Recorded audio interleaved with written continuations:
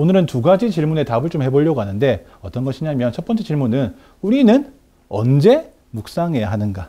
두 번째 질문은 뭡니까? 그럼 묵상하면 어떤 일이 일어나는가라는 것입니다. 묵상은 언제 하는 것이고 묵상을 하면 어떤 일이 일어나는가? 여러분 우리가 성경을 하나님의 말씀이라고 고백하시지요. 그렇다면 우리가 하나님의 말씀을 가지고 그 말씀을 가지고 우리는 무엇을 해야 되겠습니까? 우리는 성경을 가지고 공부하기도 하고 성경을 또 연구하기도 하고 또 외우기도 하고 읽어가기도 하지요. 우리는 하나님의 말씀, 성경을 여러 가지 모습으로 대하는데 근데 하나님의 말씀을 대하는 자세를 표현할 때 성경에서는 꽤 자주 말씀을 대하는 것을 어떻게 표현하냐면 말씀을 먹는다라고 표현합니다. 우리가 공부하고 연구하고 외우고 읽는 그 모든 행위들을 조금 더 넘어서서 성경 자체에서는 하나님 말씀을 먹는다라고 표현하는 것입니다. 우리 시편 119편 103절입니다. 한번 읽어보겠습니다. 시작. 주의 말씀이 내 입에 어쩌면 이렇게 달콤한지요. 내 입의 꿀보다 더 답니다. 그렇죠? 뭐 먹는다라는 말이 없지만 달다.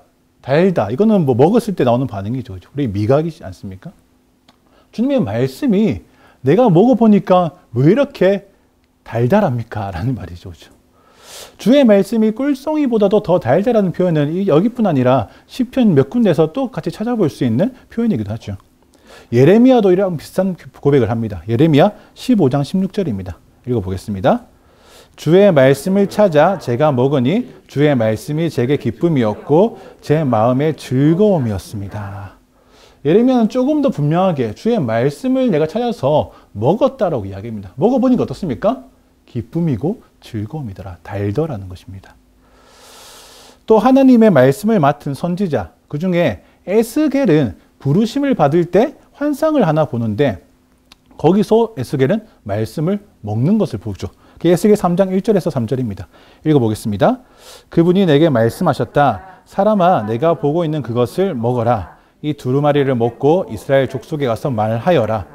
내가 입을 벌리자 그분이 내게 이 두루마리를 먹이셨다. 그리고 내게 말씀하셨다. 사람아, 내가 내게 주는 이 두루마리로 내 배를 채우고 내 내장을 가득 채워라. 그래서 내가 그것을 먹었는데 그것은 내 입에 꿀처럼 달콤했다.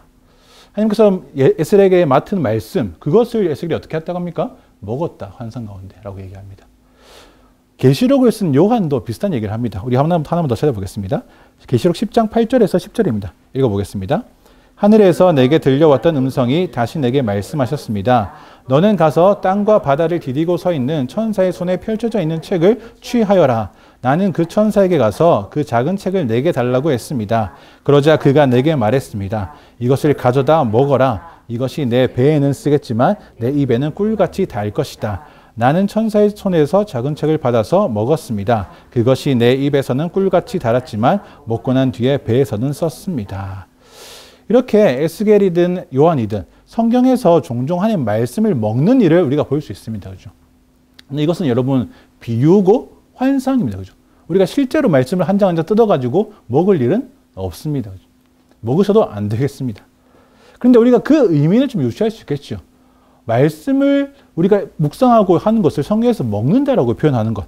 마치 음식을 먹는 것이 우리 신체와 정신에 아주 중요한 에너지를 만들어주는 것처럼 성경을 먹는 것은 우리의 믿음과 삶에 아주 중요한 힘을 공급해 준다는 것입니다. 우리는요, 하나님 말씀을 어떻게 됩니까? 먹어야 하는 것입니다.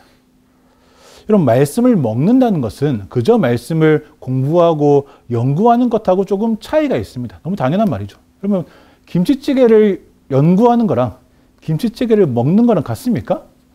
다 다른 이야기죠. 근데 조금 더 맛있게 먹기 위해서 연구하고 공부할 수는 있겠죠. 성경 단디 읽기 시리즈는 성경을 먹는 방법을 여러 가지 각도에서 좀 이렇게 알려드리고자 하는 시리즈라는 것입니다. 그것이 목적이라는 목적입니다. 어쨌든 음식이라는 게 여러분, 어쨌든 음식이 있으면 입으로 넣으면 그만인 것 같지만, 그렇습니까? 또 그렇지는 않습니다. 왜 그렇습니까?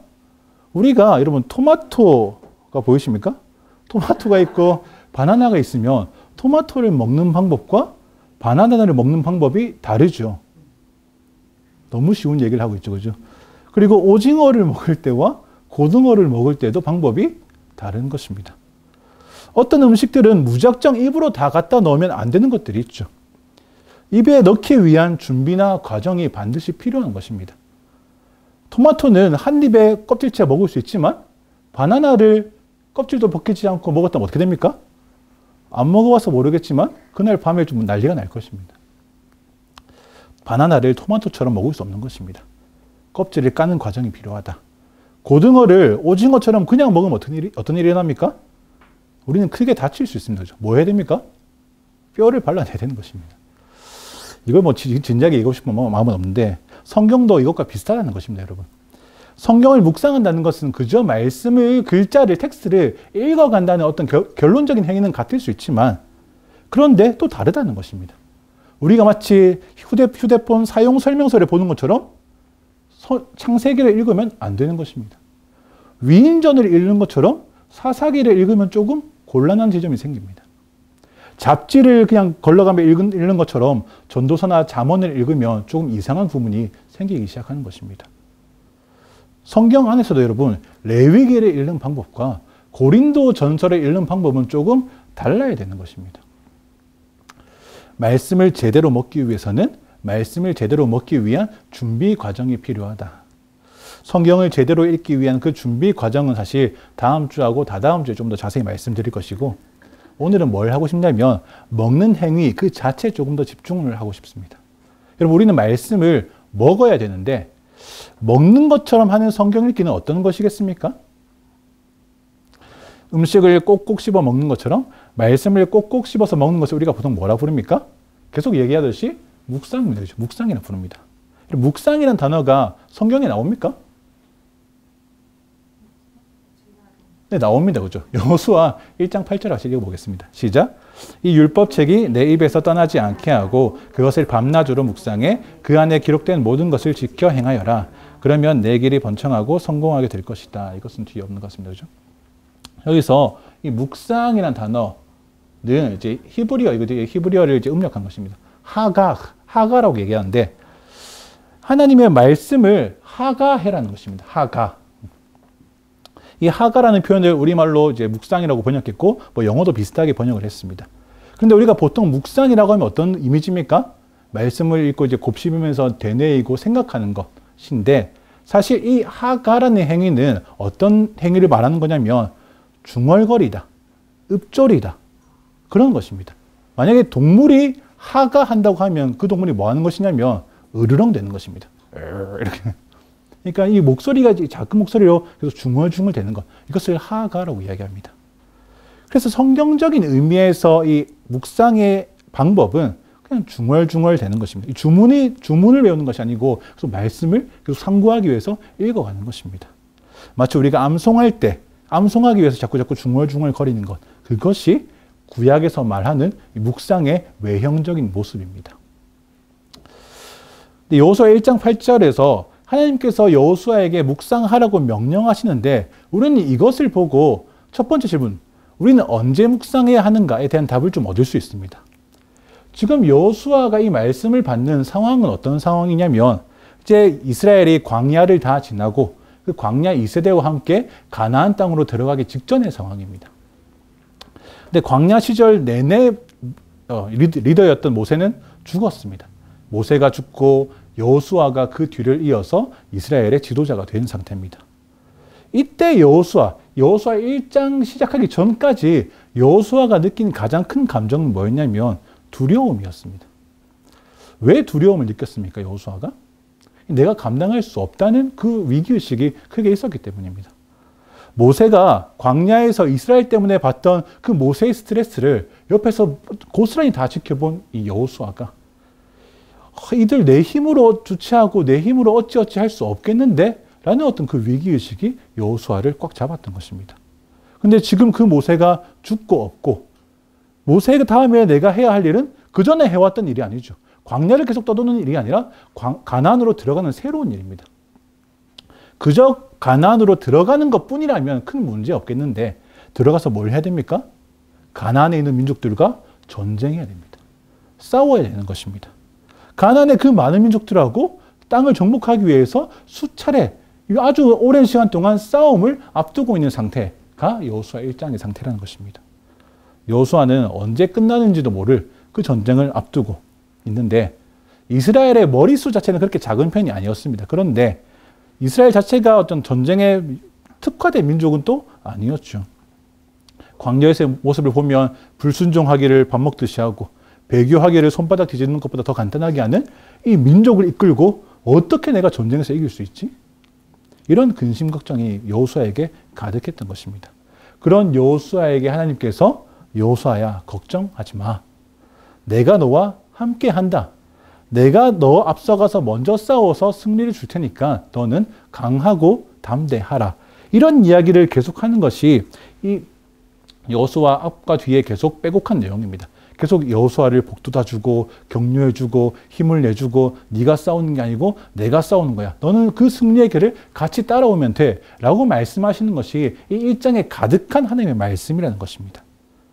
가나안 땅에 들어가면 너는 전쟁이 오랫동안 지속되어서 정말 생사를 넘나드는 현장에서 너는 매일매일 있을 것인데 그렇지만 두려워하지 마. 여호와께서 승리 주시기 때문이다. 그런데 이 가운데서 이 8절 말씀은 뭐냐면 여호와 하나님이 여호수아에게 승리를 주실 것인데 근데 여호수아야 네가 해야 할 일이 하나 있다는 것입니다. 앞으로 다가올 전쟁을 두고 하나님께서 싸워서 승리 주시겠지만 그 가운데 그 와중에 너가 해야 될 일이 있는데 그것이 뭐다? 밤낮으로 묵상해라. 말씀을 밤낮으로 묵상해라. 중얼중얼 읊조리면서 그 율법이 네 입에서 떠나지 않게 하라는 것입니다. 여러분 이 명령은 조금 사실 이상한 것입니다. 느끼셨습니까? 왜 이상합니까? 두려워하는 여호수아에게 하나님께서 하신 약속은 전쟁에서 승리하게 하겠다는 약속입니다. 그 상황, 전쟁을 앞둔 상황이라면 그럼 여호수아가 해야 될 일이 있다면 뭐겠습니까? 싸우는 것은 하나님이시니까 내가 해야 할 일은 싸울 준비를 좀 잘 해놓긴 해야겠지. 그렇죠? 여호수아야, 내가 싸우는 건 내가 할 테니까 너는 칼이나 방패 같은 무기를 좀 잘 다듬어라. 혹은 실력 좋은 군사들, 장군들의 컨디션을 좀 잘 조절해두어. 그렇게 네가 좀 잘 준비해두면 네가 잘 준비한 그것 가지고 내가 으쌰으쌰 싸우겠다. 라고 하셔야 될 것 같은데 그게 아니라 뭡니까? 전쟁을 앞둔 여호수아에게 하나님께서 명령하시는 것은 너 말씀 묵상해라 하는 것입니다.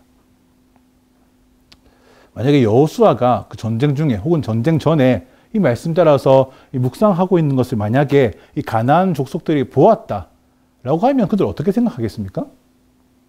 아니 지금 전쟁하기 일보 직전인데 칼과 방패를 다듬어도 얘들이 이길까 말까 그 싸움에 지금 저 여호수아라는 리더 장군은 뭐하고 있어? 뭘 읽고 있네. 묵상하고 있네. 중얼중얼 거리고 있네. 우리를 얼마나 만만하게 보면 저렇게 태평하게 저런 짓을 하는 거지 하고 자존심이 상할 수 있겠고 아니면 저 전쟁을 앞두고 스트레스 받아서 여호수아가 드디어 미쳤나 보다 라고 비웃을 수도 있겠습니다. 하지만 여러분 그들이 여호수아를 보고 비웃는다고 해서 여호수아가 그 비웃음에 민망해가지고 내가 좀 이러면 안 되지. 그래. 이방 민족들의 방식을 따라서 칼과 창을 방패를 잘 준비해서 내가 이것 들고 싸워야겠다라고 하는 순간 여호수아는 죽었을 것입니다. 여러분 하나님께서 여호수아에게 묵상하라고 명령하신 때가 언제라고요? 여호수아는 언제 묵상을 했다고요? 전쟁이 시작되기 전. 다른 민족은 무기를 점검하고 있을 그때 여호수아는 묵상을 하는 것입니다. 여러분 이것은 우리가 하는 묵상과 조금 온도 차이가 있는 것처럼 보입니다. 그죠? 현대인에게 지금 우리에게 성경 묵상을 하라고 하면 우리는 어떻게 합니까? 보통 아주 조용하고 편안하고 그런지 안락한 분위기 속에서 괜찮으면 커피도 한 잔 이렇게 탁 이렇게 놓고 음악을 틀어놓고 하는 것이 묵상인데 여호수아는 지금 어떻습니까? 전쟁을 하기 직전에 가나안 땅에 들어가 정복해서 정착을 하느냐 아니면 패배해서 잡아먹히느냐 이 1대1로의 중대한 상황 속에서 이 기로 가운데에서 하는 것이 묵상입니다. 전쟁하기 전뿐 아니라 이 말씀이 내 입에서 떠나지 않게 하라 하셨으니까 전쟁하는 와중에도 하는 것이 묵상입니다. 우리는 묵상하는데 조그만 방해만 있어도 쉽게 묵상하기를 멈추는 습관이 있습니다. 그죠? 며칠 잘 이어서 하다가도 약간의 귀찮음이 몰려오면 내일 해야지 하고 미루기도 합니다. 심지어 말씀 묵상하기를 까먹기도 하죠. 그런 우리와 이 여호수아 사이에 얼마나 큰 거리감이 있냐는 것입니다. 하나님께서는 여호수아에게 전쟁을 앞두고 전쟁을 시작하고 피바람이 부는 그 가운데서도 여호수아 네가 해야 할 것은 뭐다? 묵상이다라는 것입니다. 사실 우리는 이것을 이해할 수 없는 것입니다. 상식적으로 여러분 현대인의 감성으로 생각하면 어떤 것입니까? 전쟁할 때는 전쟁하고 그렇죠? 전쟁 끝나고 좀 시간이 생기면 말씀도 보고 전쟁을 딱 잘 끝내놓고 여호수아가 장군들을 모아놓고 이제 큐티도 하고 이렇게 하면 좋지 않냐 라는 것이 우리 어떤 상식이고 그런 감성인데 하나님께서는 그렇게 말씀하시지 않는 것입니다. 여호수아야, 앞으로 네가 해야 될 전쟁은 가나안 땅에서 이스라엘이 해야 하는 전쟁은 어떤 것이다? 기존의 이방 민족들이 하던 그 전쟁의 패러다임을 완전히 깨부수는 일이다. 군사력에 달린 전쟁, 군인의 용맹함에 달린 전쟁, 무기의 화력에 달린 전쟁이 아니라 너희와 함께 너희 앞서 싸우시는 여호와 하나님을 믿는 믿음으로 승리하거나 패배하는 전쟁, 그 전쟁이 너희에게 준비되어 있다는 것입니다. 그 거룩한 전쟁 속에서 너가 해야 할 일은 군사력을 높이기 위해 아등바등하는 것이 아니고 뭐다? 하나님을 신뢰하는 것이고, 하나님을 신뢰한다는 것은 주신 말씀을 신뢰한다는 것이니까 전쟁 중에서 너는 그 말씀을 붙들고 놓지 않아야 하는 것이 어쩌면 당연한 전쟁에서 승리하는 유일한 길이다라는 것입니다. 그렇게 말씀하시는 것입니다.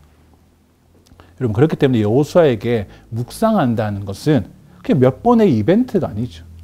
여호수아에게 묵상한다는 것은 여호수아와 이스라엘이 승리해서 살아남을 수 있는 유일한 방법인 것입니다. 그렇기 때문에 여러분, 우리는 이 여호수아 이후의 과정에서 하나님을 신뢰할 때 이스라엘이 승리하고, 하나님을 신뢰하지 않거나 자기를 조금 더 신뢰할 때 완전하게 패배하는 이스라엘을 보게 되는 것입니다.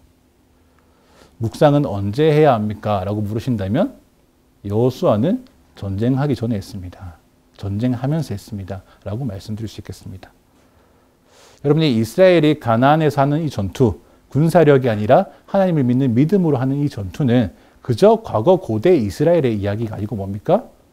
이 여호수아서의 전쟁은 이 시대를 살아가는 그리스도인들의 전투, 곧 우리가 세상을 살아가는 방식은 기존의 삶의 패러다임하고 완전히 어울리지 않고 기존에 살아가던 삶의 세상의 패러다임을 완전히 깨부수는 일이라는 말입니다.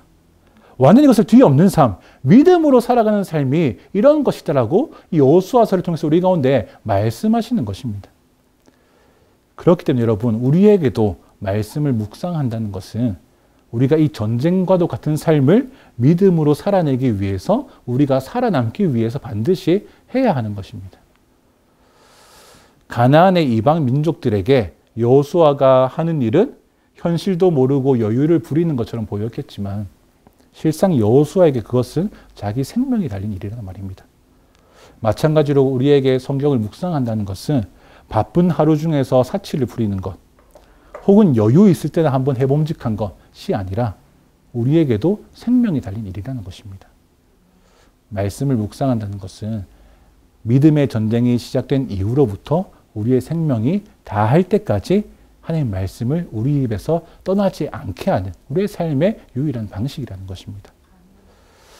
그러면 여러분, 그 묵상, 전쟁하는 통 내내 하던 그 묵상을 하면 어떤 일이 일어납니까? 이 두 번째 질문에 대한 답을 찾아보는 것입니다.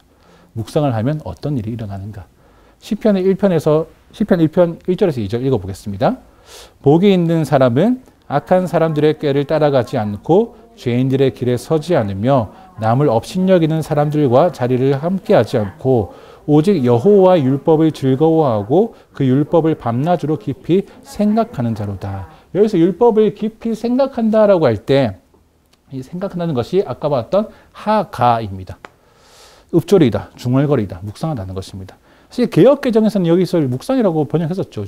주의 말씀을 주야로 묵상하는도다. 근데 우리말 성경에서는 조금 깊이 생각하는 것이라고 좀 친절하게 번역을 해놓은 것입니다. 어쨌든 깊이 생각하는 이 일은 여호수아가 했던 그 묵상, 하가라는 것입니다. 그러면 시편 1편은 의인과 악인을 구분해서 이야기합니다. 복 있는 사람을 말하는 거죠. 복 있는 사람 다르게 얘기하면 의인입니다. 의인에 대해서 설명하는데 의인은 어떤 사람입니까? 여러분 전도서를 비롯해서 이 시가서, 이 시편, 잠언, 전도서에서 의인은 뭔가 자랑할 만한 의가 있는 사람이 아니라 뭐다? 지혜의 근원이신 하나님을 온전하게 신뢰하는 자를 의인이라고 이야기합니다. 그래서 뭔가 의로운 일을 하는 사람이 아니라 의로우신 하나님을 믿는 사람, 의로우신 하나님을 신뢰하는 사람을 의인이라고 하고, 반대로 악인은 어떻게 얘기합니까? 그래서 악인, 악한 사람이란 특출나게 나쁜 죄를 지어가지고 상종 못할 인간을 이야기하는 것이 아니고, 의인의 반대, 하나님을 믿지 않고 신뢰하지 않아서 자기 힘으로 살아가고자 하는 모든 사람들을 일컫는 것이 여기서 악인이라는 것입니다. 먼저 읽어보겠습니다. 악인들은 교만하고 거만해 하나님을 찾지도 않으며 하나님이 없다고 생각합니다. 하나님이 없다고 생각하는 이 악인의 모습은 하나님을 알지 못하는 세상의 모습이기도 하고, 또 반대로 하나님을 알기 전 우리의 상태이기도 한 것입니다. 시편 1편에서 그 악인과 의인은 차이가 있는데 결정적으로 어떤 차이가 있냐고 얘기하냐면 그들이 걸어가는 길이 다르다라고 이야기합니다. 악인의 길과 의인의 길은 다르다, 구분된다는 것입니다. 1장 6절 읽어보겠습니다. 의인의 길은 여호와께서 보호하시나 악인의 길은 망하리라. 아까 말했던 것처럼 이 악인은 특출나게 나쁜 사람이 아니라 하나님을 의지하지 않고 자기 힘과 세상적인 어떤 지혜만을 구하며 사는 이 자들을 호칭하는 것이죠. 그래서 어떤 면에서 우리는 다 악인의 길을 걷던 자들입니다. 태어나면서부터 죄인된 우리는, 또 우리가 걷는 이 길은 특별한 구원이 없다면 다 악인의 길, 망하는 길로 이어질 수밖에 없는 것이 우리의 존재라는 것입니다. 이 악인들의 길 어떠합니까? 1절에 있는 것처럼 그 악인들의 길에는 악한 사람들의 꾀가 가득합니다. 그 악인들의 길에는 죄인들의 지혜만 남아있고 남을 업신여기는 것을 기쁨으로 여기는 그 오만한 자들이 자리를 틀고 앉아있는 것이 악인의 길이다라고 이야기하죠. 근데 이 악인들의 길은 아주 강력한 힘이 있는데 어떤 힘입니까? 이 악인들의 길에 우리가 발을 디뎌서 들어가면 우리는 어쩔 수 없이 그 길을 따라서 살아갈 수밖에 없게 돼버립니다. 하나님을 의지하지 않고 세상의 지혜와 방법으로만 살아가는 그 길에 들어서면 우리는 어쩔 수 없이 그 길이 요구하는 것을 들어줄 수밖에 없는 상태는 된다는 것입니다. 길이 난 쪽으로만 갈 수 없게 만드는, 가버리게 만드는, 그 길이 아니고서 다른 길은 생각할 수 없게 만드는 힘이 그 악인들의 길에 있는 것입니다. 그 길에 들어서면 여러분 우리는 그 길난 대로 가버려야 되는 것입니다. 왜냐하면 악인들의 길이란 것이 하루 이틀 만에 뚝딱 만들어진 것이 아니라 온 인류 역사를 계속 통틀어서 만들어진 아주 단단한 길이기 때문에 그렇습니다. 일단은 휩쓸리면 다른 길이 있다는 것을 생각하지 못하게 되는, 그것이 이 악한 자들의 길에 강력한 힘인 것입니다. 그래서 우리가 이 땅에 태어난, 우리가 사는 그 이유, 하나님의 형상을 회복해서 온 땅의 주인이신 하나님을 비추는 그런 존재로 살아가는 우리의 부르심을 완전하게 잊어버리게 만드는 것입니다. 이렇게 사는 게 성공이고 이렇게 살아야 잘 사는 것이라는 온갖 철학이 우리를 올매게 하는 것이죠. 우리가 잠깐 믿음 잃고 그 세상의 길에 들어서게 되면 마치 급류에 휘말리는 것처럼 그 악인의 길에 휩쓸려 따라가게 되고, 그 길에서 성공하는 방식, 그 길이 알려주는 성공하는 방식, 그 길이 알려주는 세상의 방식을 우리가 요구받게 되는데 우리는 그것을 거절할 능력이 없다는 것입니다. 그것이 악인들의 길입니다. 우리는 거기에 모든 것을 다 뺏기는 자인 것이죠. 근데 시편 1편에서는 그 악인의 길에서 벗어나서 생명의 길로 들어서는 자들이 있다라고 이야기합니다. 세상의 요구에 다 응답하지 않고 오히려 세상이 보기에 미련한 길이고, 오히려 세상이 보기에 비웃음 사는 길이고, 오히려 세상이 보기에 이해할 수 없는 길, 그 길을 걷는 자들이 있는데 그들이 누굽니까? 복 있는 자들이고 그들은 하나님의 말씀을 묵상하는 자들이다라고 이야기하는 것입니다. 두 번째 질문, 말씀을 묵상하면 어떤 일이 일어납니까? 악인의 길에서 벗어나 의인의 길에 서게 되는 것입니다. 망하는 길에서 벗어나서 여호와께서 보호하시는 그 길에 서게 된다는 말입니다. 우리가 그저 가는 길이 달라질 뿐 아니라 다시 내가 악인의 길로 돌아가지 않게 하는 힘도 어디 있냐면 이 말씀에 있는 것입니다. 말씀을 묵상할 때 내가 과거로 돌아가지 않을 수 있는 것입니다. 우리가 주야로 말씀을 묵상한다, 하가한다, 말씀을 중얼중얼 보고 있는 사람은 뭐 이렇게 중얼중얼 죄인들의 길에 서지 않고만 할 때 그 우리의 가운데 내뱉어지는 우리의 고백과 시인과의 진리된 말씀이 우리 가운데 계속 악인들의 길에 있다. 거기 들어서면 끝이다라는 것을 계속 인지하게 하는 것이죠. 그래서 다시 예전으로 돌아가지 않겠다라고 자꾸 결단하게 하는 것이 이 말씀을 묵상하는 자들이 가진 힘이라는 것입니다. 이것을 여러분 구속사적인 단어로 표현하면 회복이라고 이야기합니다. 우리가 회복되는 것입니다. 뭘 할 때요? 말씀을 묵상할 때. 우리가 말씀을 먹을 때 일어나는 것입니다. 우리가 말씀을 먹기 시작할 때 우리는 회복됩니다. 우리가 말씀을 먹기 시작할 때 우리 안에 없던 사랑이 생겨서 사랑으로 남을 대할 수 있게 되고, 말씀을 묵상하기 시작할 때 우리 안에 없는 그 의와 공의를 실천할 수 있게 되는 것입니다. 말씀을 먹기 시작할 때 하나님을 찬양하고 예배할 수 있게 되는 것이고, 말씀을 먹기 시작할 때 주는 그리스도시요 살아계신 하나님의 아들이시다라는 그 베드로의 고백이 진짜 내 고백되는 것입니다. 말씀을 먹기 시작할 때만 성령께서 말씀하시는 그 음성이 우리 가운데 가장 큰 소리로 울려 퍼지게 되는 것입니다. 말씀을 먹기 시작할 때 우리의 교만이 꺾이고 겸손하게 섬기는 자가 될 수 있다는 것입니다. 여러분, 말씀을 묵상한다는 것은 그저 우리를 조금 기분 좋게 만들거나 아니면 그저 말씀을 읽었다라는 성취감만 느끼고 끝인 정도가 아닌 것이죠. 여호수아가 전쟁을 시작할 때부터 전쟁 내내 말씀을 묵상했던 것처럼 믿음의 전쟁을 하는 우리 모든 인생이 우리의 입에서 말씀이 떠나지 않아야 할 것입니다. 하나님의 백성은 군사력으로 하는 전쟁, 스펙으로 하는 전쟁을 준비하는 자가 아닙니다. 그죠?